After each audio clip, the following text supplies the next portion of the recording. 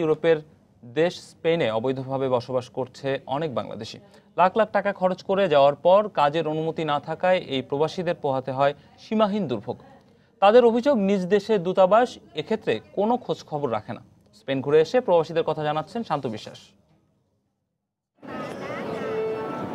বিশ্বের উন্নত দেশগুলোর তালিকায় ইউরোপের আধিপত্য অনেক বেশি, কিন্তু স্বপ্নের এই ইউরোপে বৈধ কাজের বাজার খুবই কম। এই কারণে বাংলাদেশিরা এই মহাদেশে কমই আসেন। তবে এর মাঝেও দালাল বা বৈধভাবে এসে অবৈধ হয়ে যান অনেকেই। এভাবে স্পেনে থাকছেন এমন বাংলাদেশির সংখ্যা কম নয়। তাদের মধ্যে সবসময় থাকে ধরা পড়ার ভয়, কারণ নেই বৈধভাবে কাজের অনুমতি। অনেকটা লুকিয়ে জীবিকা নির্বাহ করছেন তারা।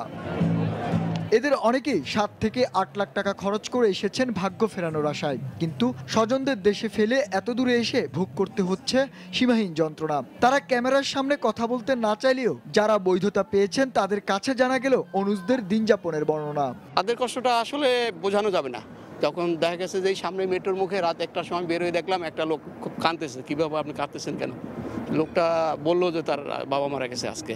সে যেহেতু তার কাগজ নাই, সে কবে দেশে যাইতে পারবে, আর তার বাবার মুখটা তো দেখতে পারলো না। এই যে কষ্টটা, এটা আসলে বোঝানো যায় না।